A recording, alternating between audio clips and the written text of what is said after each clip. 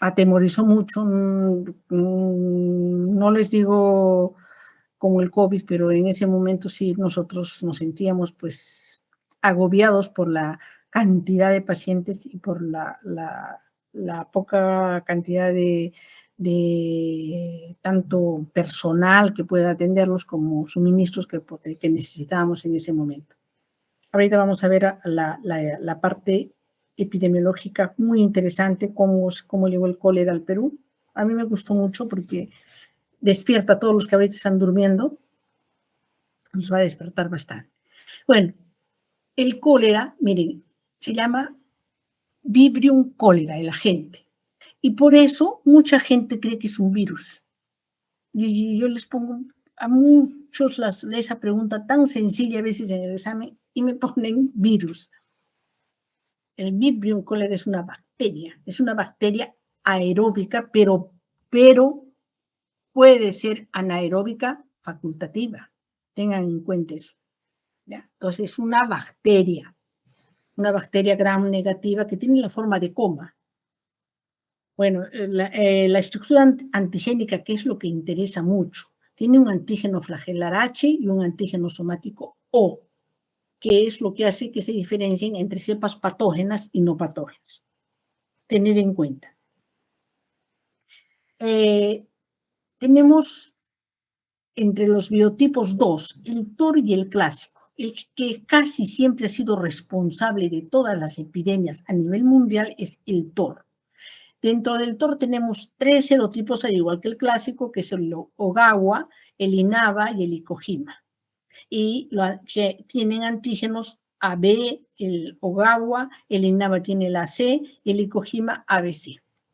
Importante que tengan en cuenta, porque eso lo vamos a tener que preguntar, porque de las epidemias que se han producido van a ver cuáles son cuáles han sido los agentes o cuáles han sido los serotipos más frecuentes en esto. Más que todo el biotipo es lo que se pregunta.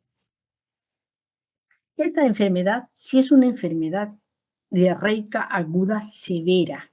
A diferencia de la giardiasis, en la cual hay episodios de posiciones, como les digo, explosivas, que inducen a un síndrome de mala absorción, pero no llegan a deshidratar al paciente tan severamente como el cólera.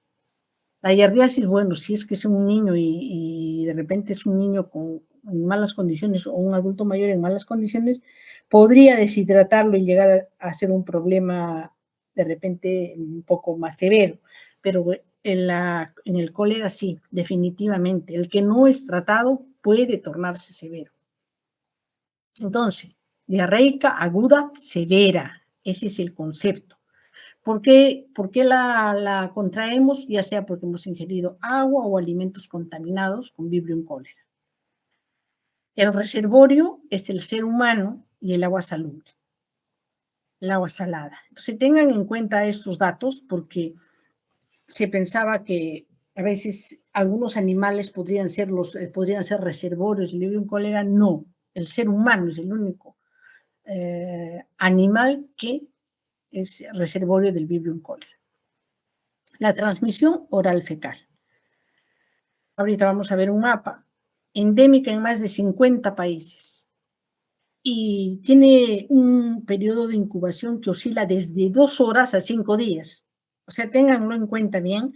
Cuando el paciente, a veces uno dice, pero ¿cómo es que dice que ha comido hace 2 horas y está con diarrea? ¿Cómo va a tener un periodo de incubación tan corto? Así era el cólera y así nos llegó, me acuerdo, en una guardia que tuvimos pacientes de una pollería bien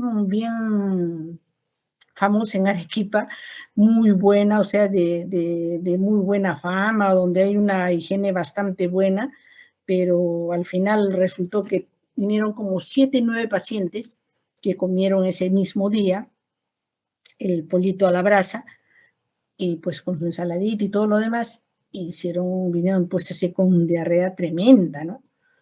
Y ahí ustedes se podían dar cuenta, pero que eran gente, pues, los más afectados, los mayores y los niños, ¿no?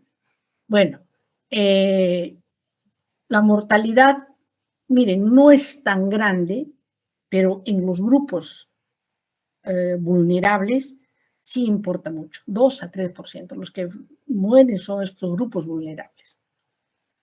Gente que no ha sido atendida oportunamente. Hay 200 serogrupos en función de quién, del lipopolisacárido O. ¿Cuáles han sido los más presentes en todas las epidemias? El Vibrio cólera O1 y el O139. Esos son los que han estado frecuentes o responsables de casi todas las epidemias que ha habido en el mundo. Fíjense, las epidemias empiezan desde 1817, en la cual hubo 7 pandemias, o sea, la enfermedad se generalizó en todo el mundo, ¿no? Entonces, las primeras ocurrieron entre 1817 y 1923. Acá, el causante fue el biotipo clásico de Asia. ¿Ya recuerdan que conversamos que tanto el clásico como el TOR eran responsables de estos biotipos de las epidemias, ¿no es cierto? Bueno, en estas primeras epidemias ocurrieron por el Vibrio cólera biotipo clásico. En 1961, que fue la 7ª pandemia, se inició en Indonesia y acá afectó a muchos países y continentes, más que las anteriores. ¿Y quién fue el responsable? El Vibrio cólera TOR. Entonces, tenerlo en cuenta. En realidad, es una pintura en donde se puede ver cómo el médico que iba a atender a estos pacientes sabía que iba a morirse, porque era tal la cantidad de pacientes, tan poco se conocía, que no le alcanzaban las manos y era pues irse ¿qué les puedo decir? A saber que uno iba a morir, pero tratando de salvar lo más que se pueda vida, ¿no? Eso pasó en 1992 en la epidemia de Madras en la India, que consideran algunos expertos fue la 8ª pandemia. Esta pintura que se hizo, ¿no? Que grafica bien cómo era la pandemia, cómo era la forma de contagio y todo, ¿no? Muy bien. Estos son algunos datos que yo quisiera que los tengan en cuenta. ¿Cómo es que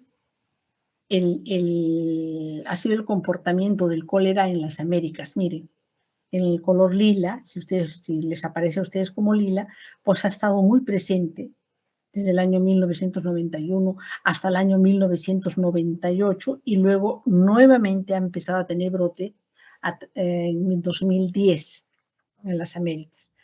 Y nosotros fuimos los que empezamos con la epidemia de cólera y pues rápidamente se difundió por todo el sur, por todo Sudamérica. Ahí nosotros sí fuimos los primeros en tenerla. Estos datos los he pegado en sus diapositivas, de repente no van a aparecer, pero importante quiero que tengan en cuenta que solo se ha notificado hasta el 2022, hasta noviembre del 2022. A partir de allí no hay una buena notificación de los casos, por eso no se tiene datos. Pero hasta el 2022 se comenzó a notar como que era una enfermedad reemergente. Entonces, tener en cuenta esos datos, ¿no? O sea, no descuidarnos porque de repente no vemos que se salgan de repente alertas epidemiológicas que hay cólera porque en realidad no se está notificando. Por eso dice que la carga mundial del cólera en gran parte es desconocida, porque no hay esta notificación. Pero se estima por una serie de estudios que se ha hecho que cada año se producen más o menos 2.9 millones de casos y por el cólera 95.000 muertes. Si nos basamos que 783 millones de personas no tienen acceso al agua, ya por ahí nosotros estamos viendo la respuesta de que por qué hay cólera.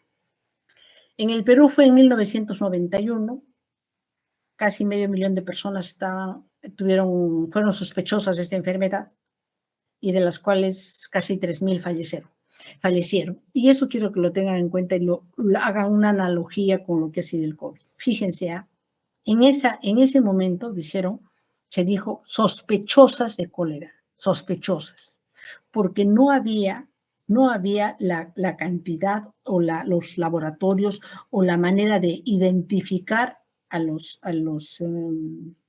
pacientes con cólera. El diagnóstico básicamente era clínico. Y es lo que ha sucedido en el COVID. Por eso a ratos uno dice, ¿cuál es la rasgadura de vestiduras de que no teníamos las pruebas moleculares?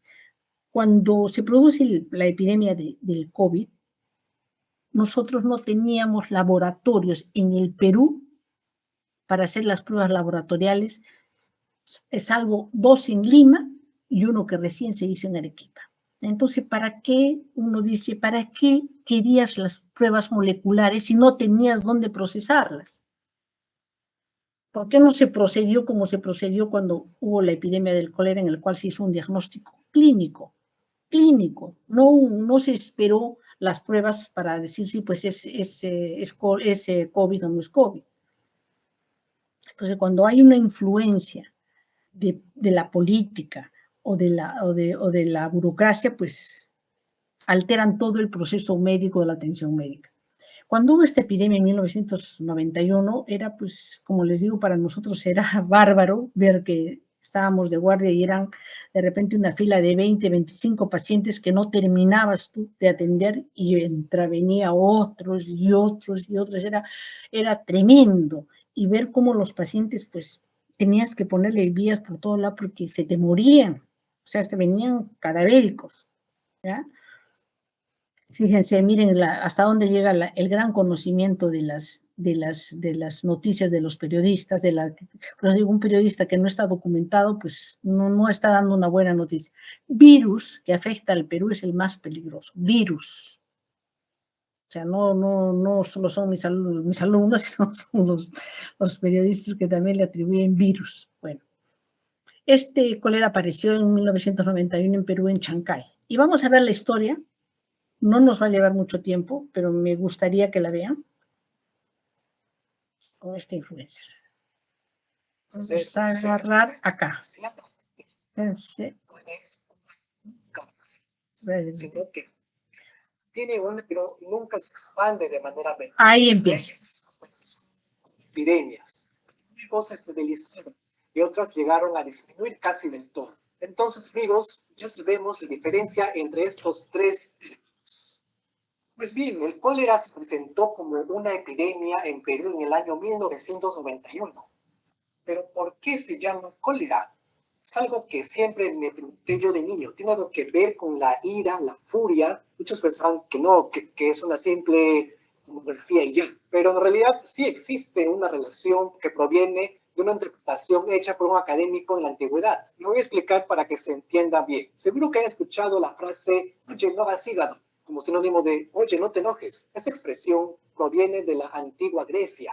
Allí a alguien se le ocurrió pensar que la ira emanaba de la bilis, que la furia provenía de esa secreción líquida amarillenta producida por el hígado y que actúa como emulsionante de los ácidos grasos. Básicamente se pensaba que la bilis producía el enojo. Lo curioso está en que si traducimos la palabra bilis al idioma griego, obtenemos esta palabra que se pronuncia jolí. El jolí era, según los griegos, la secreción que producía el enojo.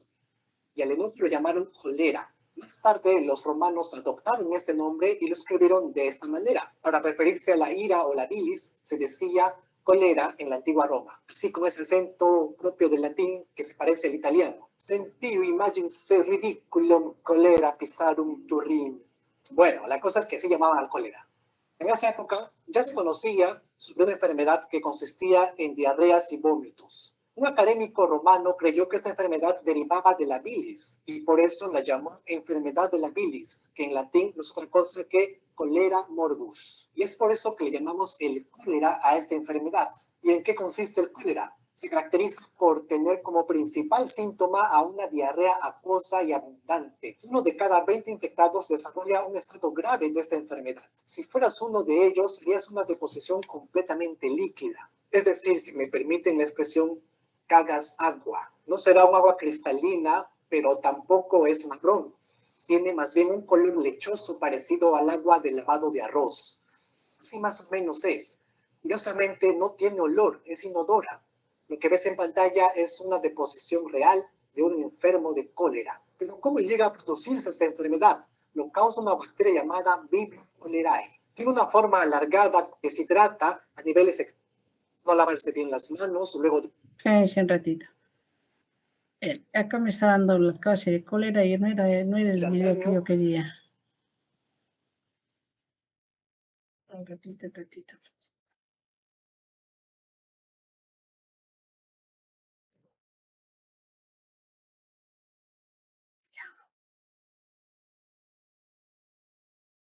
Al final se los voy a poner. Pero acá está dando qué es el cólera. Yo quería que vean cómo llegó el cólera al Perú.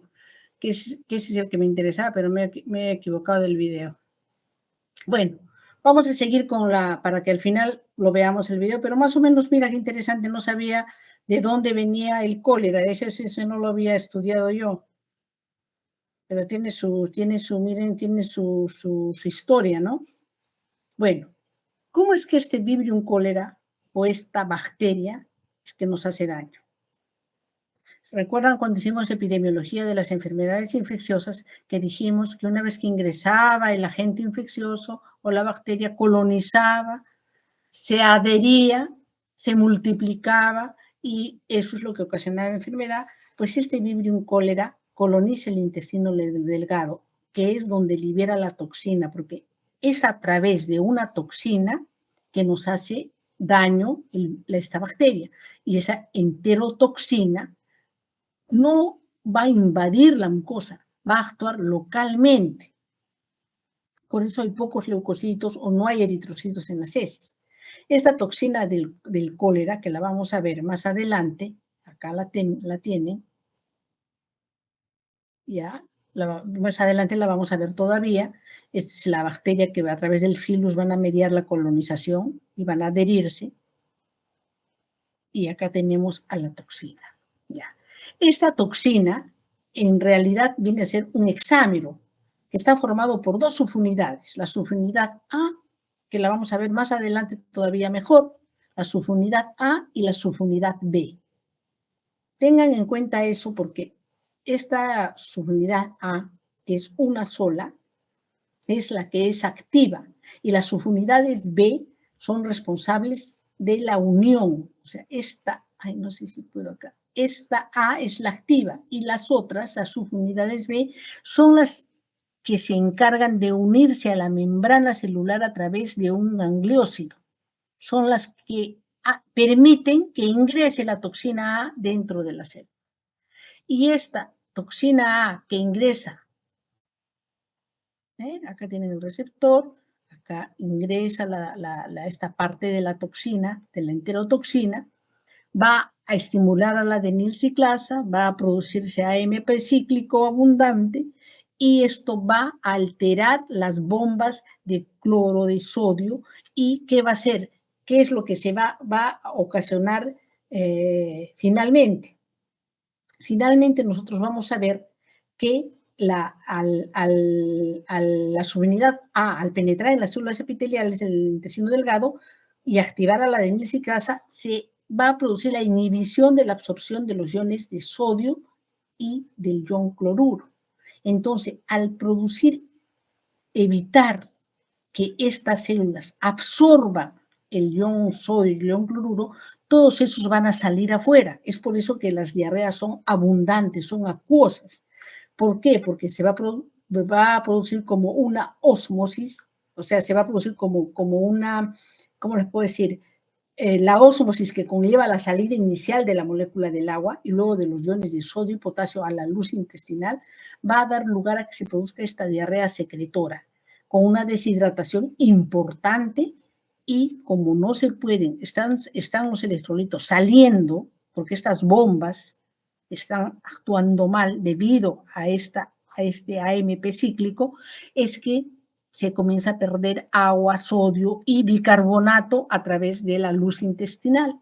Por eso es que las diarreas son abundantes, acuosas. Miren, acá dice, bueno, esta es la secuencia, ¿no? Se une al gangliósido, la toxina transportadora, esta va al sistema de Golgi, al retículo endoplásmico, se produce la activación persistente del AMP cíclico, lo cual hace que se secrete cloro, impide la absorción de sodio y bueno, lo que les he comentado. ¿Qué es lo que hace que esta bacteria pueda llegar hasta el intestino delgado? El filus. El filus va a permitir que esta bacteria colonice. Ahora, la mucosa intestinal. Ahora, se dice que por cada mililitro de heces que una persona que está enferma con cólera evacúa, se van a eliminar 1.000 millones de vibrios. Por eso es que la enfermedad logró ocasionar una epidemia. Y ahora, algo importante, no solo las personas sintomáticas van a eliminar esta cantidad de bacterias, sino las asintomáticas también. Las que no tienen diarrea van a eliminar también esta cantidad de bacterias y también pueden contagiar. Entonces, a veces dice, líbrame del agua mansa. No, líbrame del asintomático, porque ese asintomático me va a contagiar, me va a provocar la enfermedad. Les dije que el cólera, al igual que la giardiasis, se transmite por la ruta fecal-oral a través de agua o alimentos contaminados, ¿no? La infección de persona a persona es rara. Inclusive hay una variación en lo que se denomina la dosis infectiva. Unos dicen que dependiendo si es agua o alimentos, la dosis infectiva puede ser 10 a la 3 o 10 a la 6, ¿no? Acá está, por acá creo. Y bueno, eso ya les comenté quiénes son los reservorios. Acá está. Este es el resumen de lo que suele suceder cuando una persona contrae el cólera y tiene algunos factores que hace que haga la enfermedad en forma aguda, porque no nos olvidemos que tenemos una serie nuestra inmunidad innata tiene una serie de elementos que limitan los procesos infecciosos, pero hablemos de una persona en la cual es una paciente que usa inhibidores H2, una persona que de repente tiene Helicobacter pylori, es un niño, un anciano, y va a ser colonizada por el Vibrio cólera. Entonces, puede suceder que de repente esa paciente pueda controlarse bien, pero si hablamos de este paciente en especial, pues este paciente puede hacer vómitos. Una característica importante es que el paciente no hace fiebre. Usualmente no hay fiebre, pero no descartemos a un paciente que tiene fiebre y digamos, no, el paciente con cólera no hace fiebre. No, usualmente no hace fiebre, les digo. Inclusive es más, puede estar el paciente hipotérmico por la deshidratación, pero no descartemos que no tenga fiebre. Inclusive se decía, el cólera tiene un intestino parético, o sea, es decir, que no vamos a auscultar ruidos intestinales aumentados, sino no hay ruidos intestinales, pero eso no es tampoco para todos, eso quiero que lo tengan en cuenta. Bueno, esta diarrea acuosa, estos vómitos, puede ser que si se producen y no se controlan van a dar lugar a calambres, a molestias abdominales, vamos a reconocer en el paciente su tono ocular disminuido, los ojos hundidos, y una característica que se suele ver es la piel oscura, que la vamos a ver en unas fotografías, en la cual el turgor y la elasticidad están disminuidos. Y finalmente, cuando el paciente pues no se le ha dado lo que tenía que darse, que es reparar lo que ha perdido de líquidos, pues el paciente va a llegar a una necrosis tubular aguda, va a ser una acidosis metabólica con una respiración de Kussmaul y el paciente puede morir. Esa es la secuencia de un paciente con cólera y quiero que la tengan en cuenta porque eso no solo nos puede pasar con cólera, nos puede pasar con un paciente que está cursando de repente con una infección estafilocócica y si nosotros no tenemos el tono o el tino de decir hidrátate mientras mañana vas al hospital, porque esto me pasaba a las 3 de la mañana, prepárate un suero casero, si tienes que eso deberíamos tener todos, un hidratante en casa, pues comienza a hidratarte de una vez, ese paciente se va a complicar. Se va a complicar y mientras más tarde llega al hospital, sus probabilidades de morirse van a ser mayores. Esta es la piel media oscura que tiene el paciente con una deshidratación severa. Fíjense el signo de pliegue, cómo está. Y eso es lo que ustedes, el regalo que yo les decía, les voy a hacer el regalito de ver las los tres tipos de deshidratación que hay, que a veces preguntamos y como que no nos recuerdan, porque eso debe haberse enseñado en semiología, cómo distingo una deshidratación de primer grado, de segundo grado, de tercer grado, qué síntomas tienen y cómo trato, cómo calculo cuánto de líquido necesita este paciente de primer grado, de segundo grado, de tercer grado. No nos olvidemos, tenemos la obligación de empezar con la hidratación oral. Solo si el paciente comienza a tener intolerancia, vómitos, pasamos a la hidratación parenteral. Mientras menos agresivos, menos invasivos seamos, es mejor. Entonces, estos son algunos pacientes con cólera y algunos de ellos pues fallecieron, ¿no? Bueno, acá tiene los diferentes grados de deshidratación, qué porcentaje significa. Y es tan importante porque según el porcentaje que significa es lo que ustedes van a tener que reparar en líquidos. Pregunta que siempre les hago a mis alumnos, ¿cómo distingues, cómo sabes que es una deshidratación leve, moderada o grave? Leve, no hay síntomas, no hay signos, no hay signos leve, solo hay síntomas. El paciente suele decir tengo sed, nada más. En el moderado ya tenemos algunos signos, y en la grave esos signos se han profundizado tremendamente, tal es así que ustedes van a ver frecuencia cardíaca rápida, grave, muy rápida, intensidad débil, grave, muy débil, todo es acentuado. Entonces, deshidratación de primer grado, solo síntoma, tengo sed, estoy de sed. Deshidratación de segundo grado, hay signos, hay el signo de pliegue, tono ocular disminuido y todo lo que ustedes ven acá. Y en el grave, todo está más severo, además que hay una descompensación ya hemodinámica, porque el paciente ya comienza a estar taquicárdico y a hipotensar. Entonces, fácil para que ustedes puedan distinguir bien cómo es una deshidratación leve, o recuerden cómo es.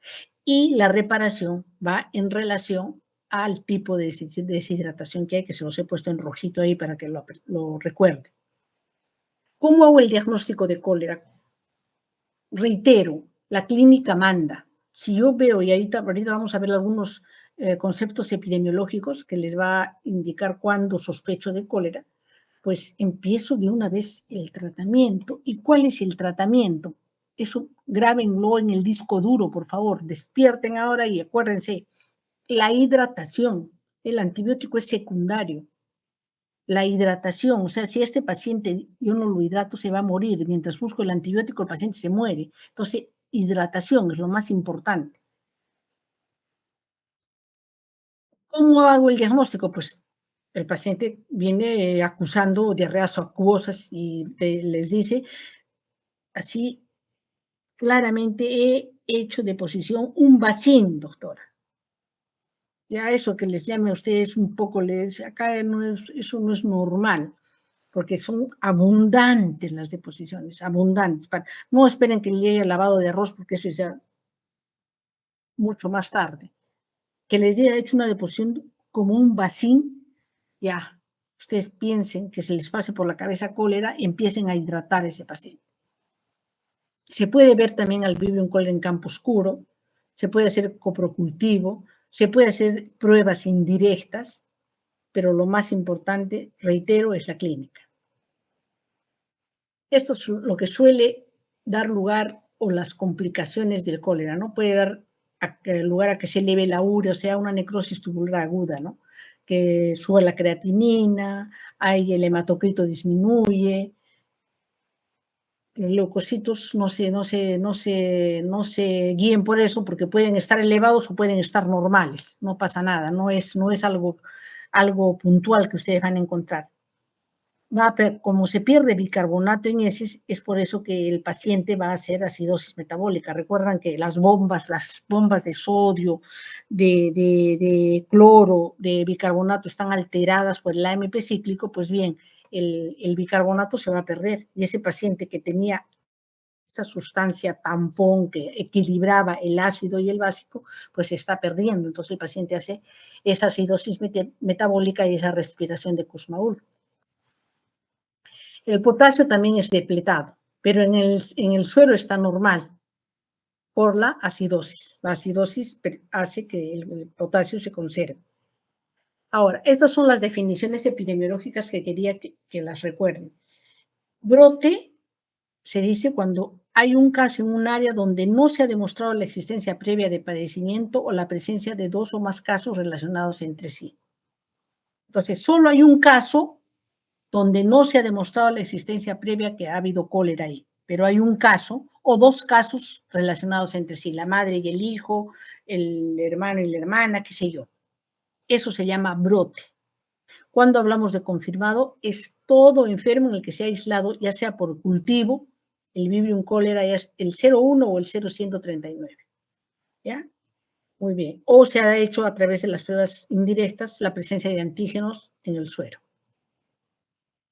Cuando es un caso sospechoso de cólera, cuando este paciente tiene una diarrea aguda con las siguientes características, es menor o igual de 5 años de edad, tiene más o menos más de 5 evacuaciones en 24 horas con una evaluación menor de 5 días. Todo es 5, 5, 5 y esto sí está relacionado con la edad, ¿ya?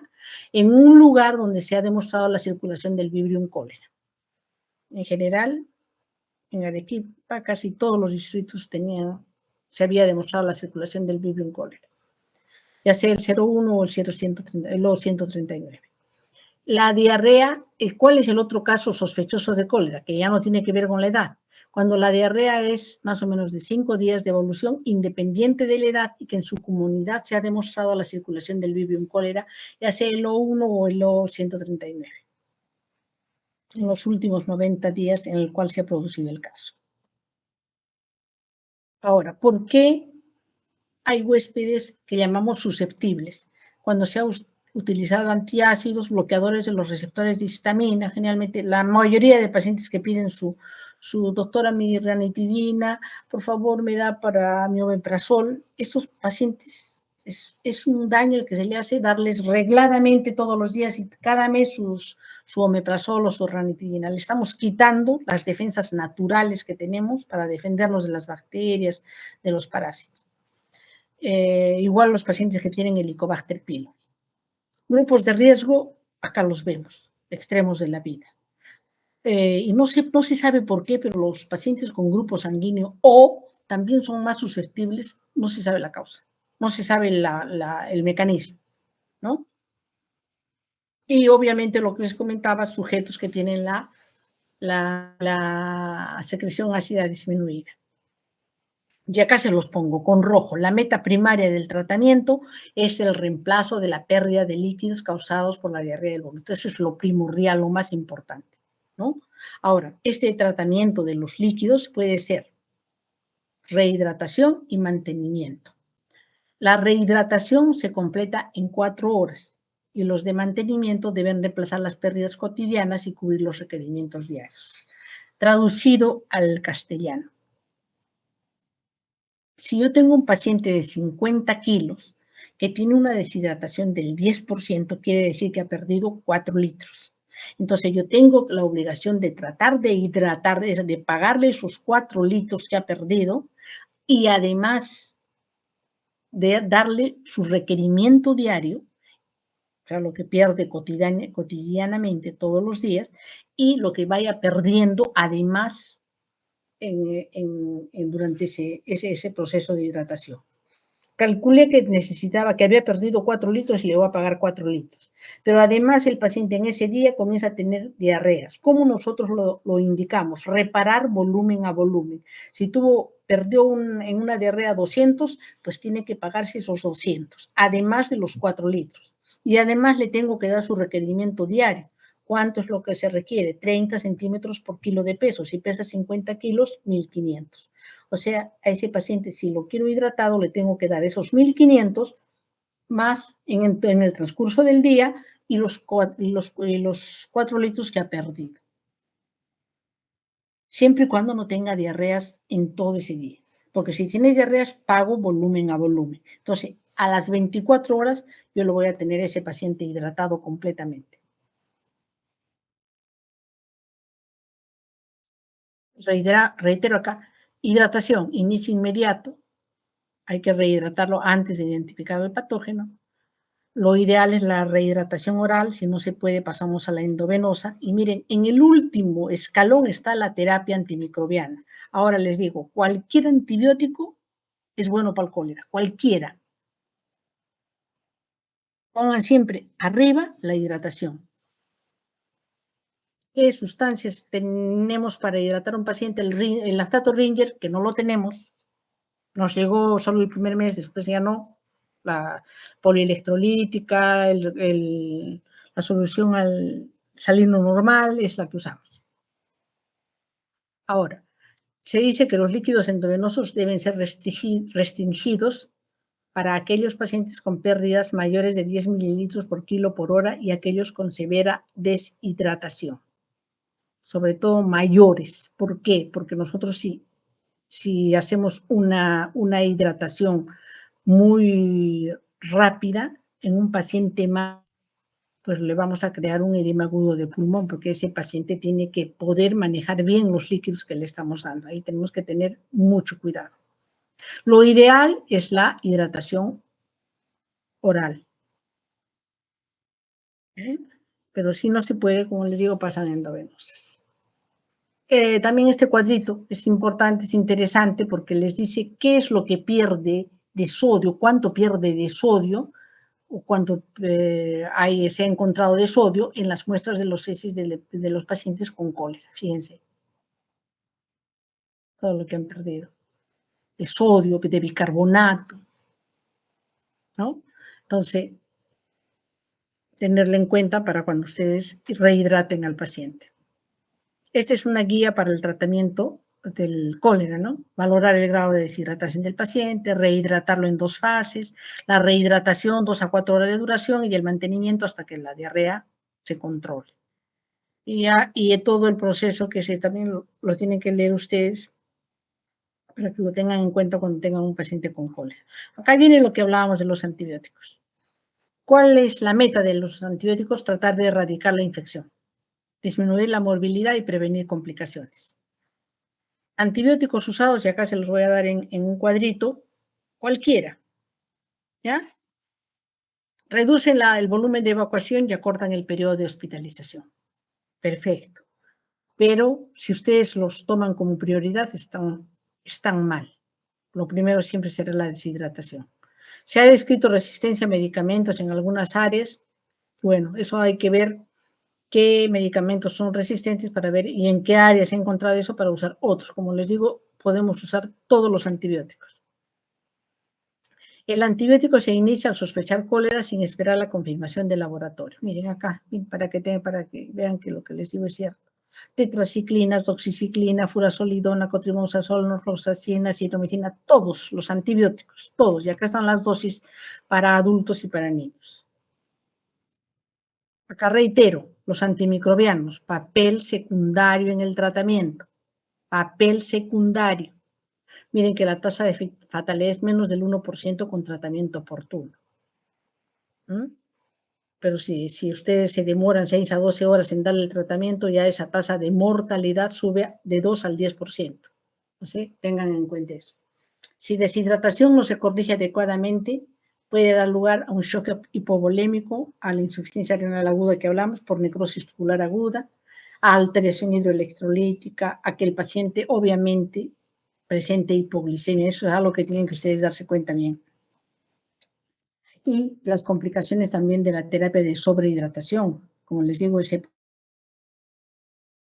paciente que le damos, le perfundimos más, siendo un paciente mayor, pues ese paciente va a ser edema agudo de pulmón y se va a morir por el edema agudo de pulmón y no por la deshidratación, ¿no?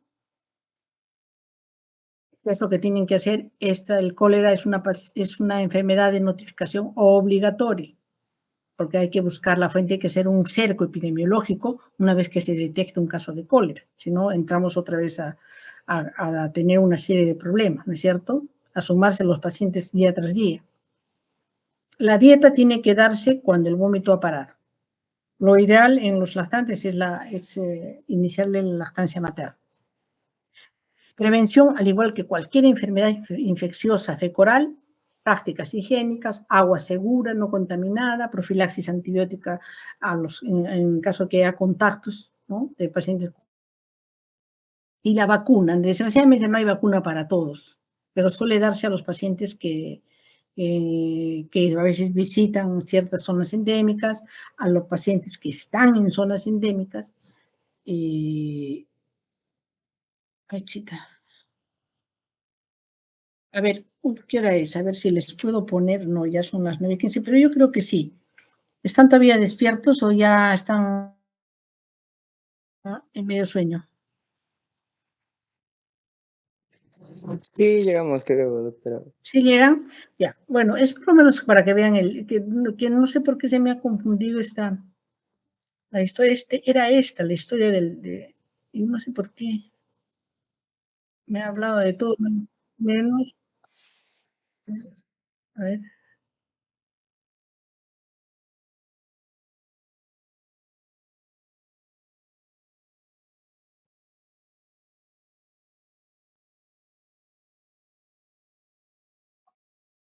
¿dónde está?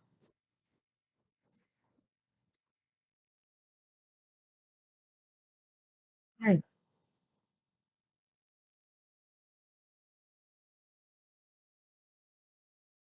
a ver, ¿la están viendo? ¿La están viendo? Sí, sí, sí, doctora. Ya, entonces acá nomás las dejo, ya no la voy a poner en la presentación. Espérense un ratito, estoy acá, no sé por qué me aparece. Que sí, doctora, parece que no se escucha. Ah, ya, ya. Lo vamos a sacar de acá nomás, de la presentación. Sí, era ese, si no, no sé por qué. Yo lo empezaba en el minuto en que empezaba a hablar de dónde entró el cólera, pero bueno, está bien, los datos que está dando también están interesantes. Cero no tiene nada que ver con la ira. Tío, imagínense ridículo. Curiosamente, no tiene olor, es inodora. Lo que ves en pantalla es una deposición real de un enfermo de cólera. Pero ¿cómo llega a producirse esta enfermedad?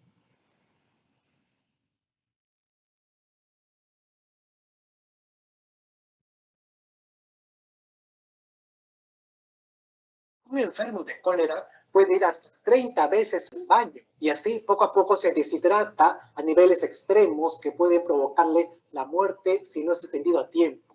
En las deposiciones se encuentran cantidades enormes de Vibrio cholerae. Son el principal reservorio del cólera. Si el desagüe no es bien tratado, el bacilo sobrevivirá e irá a parar a los ríos, de donde puede ser nuevamente captado para consumo.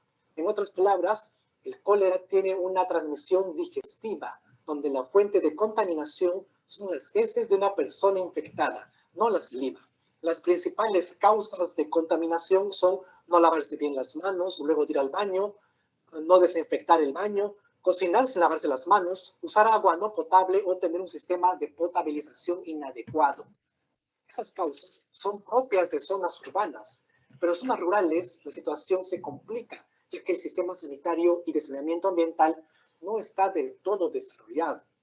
Y hace 30 años, algunas zonas urbanas del Perú tampoco estaban desarrolladas en términos sanitarios. Me refiero a zonas en las que el agua llegaba a través de camiones cisterna porque no había red de tuberías ni conexión domiciliaria con medidor.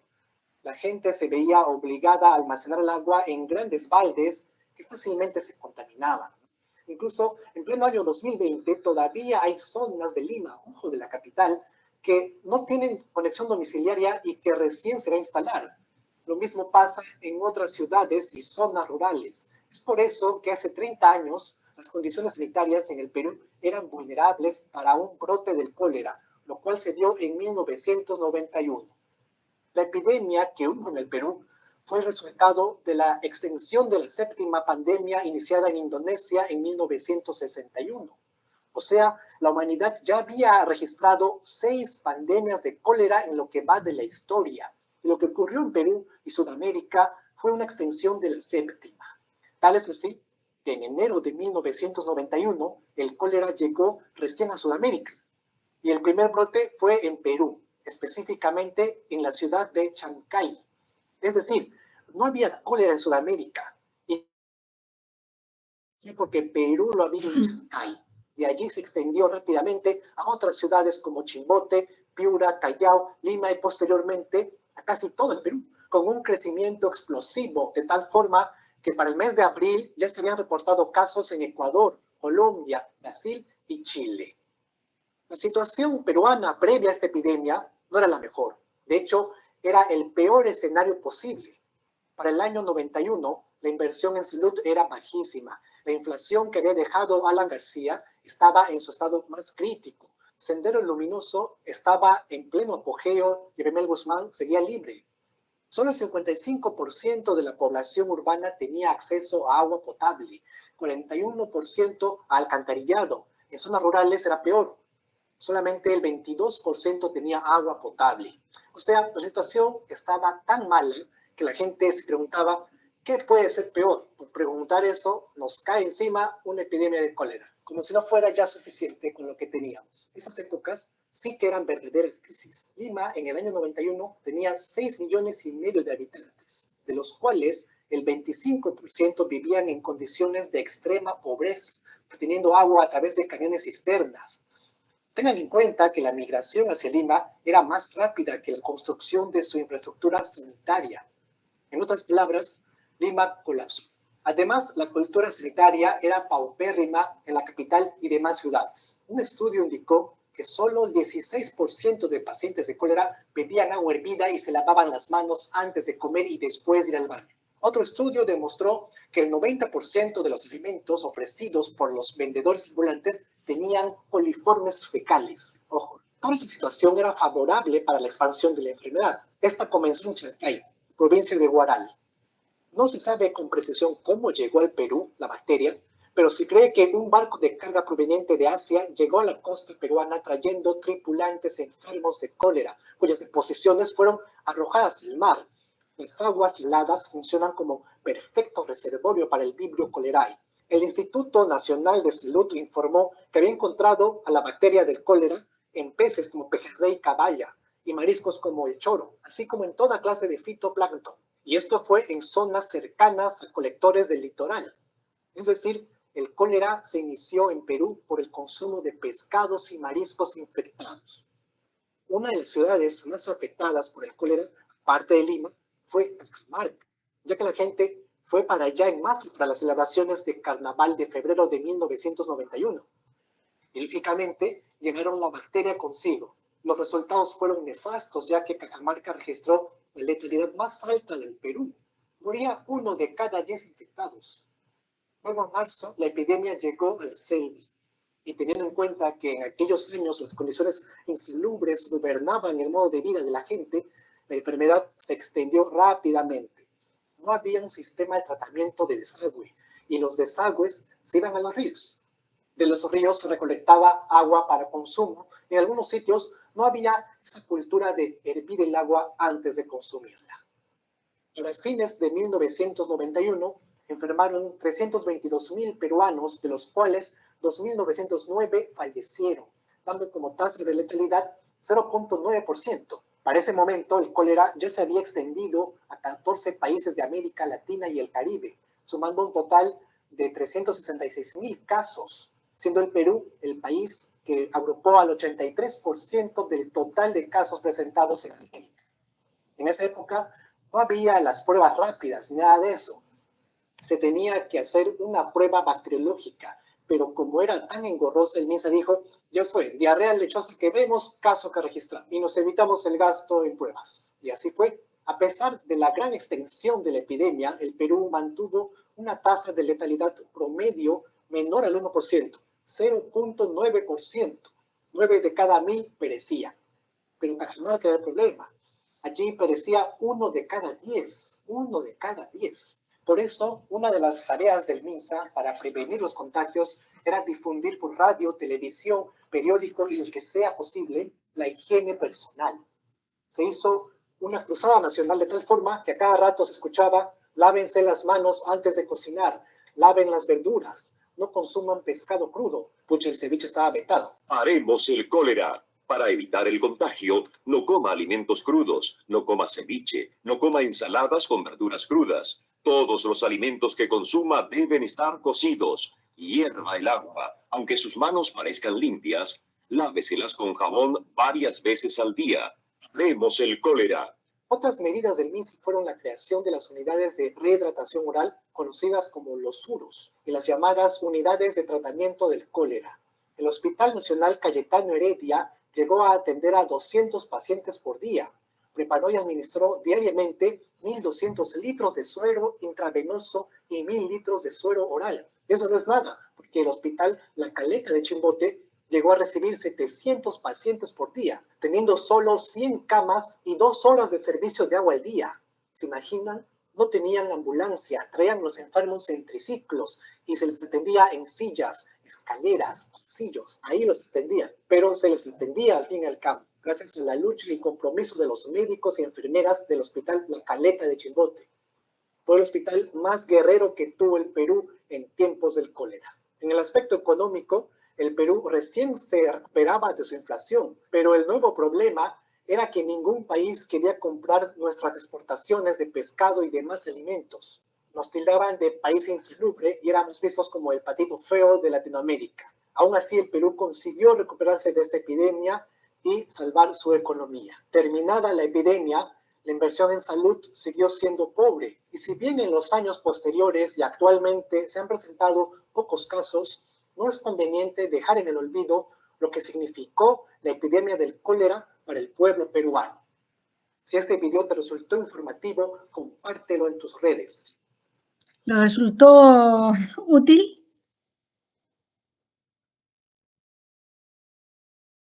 Sí, sí, doctora.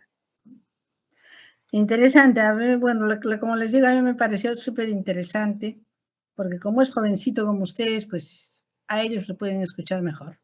Muy bien, entonces nos estamos viendo, si Dios quiere y lo permite, en su examen, porque ustedes me han dicho que en 2 semanas es, ¿no? Sí, sí, sí, doctora. De este lunes al siguiente. O sea, hablamos del Creo que es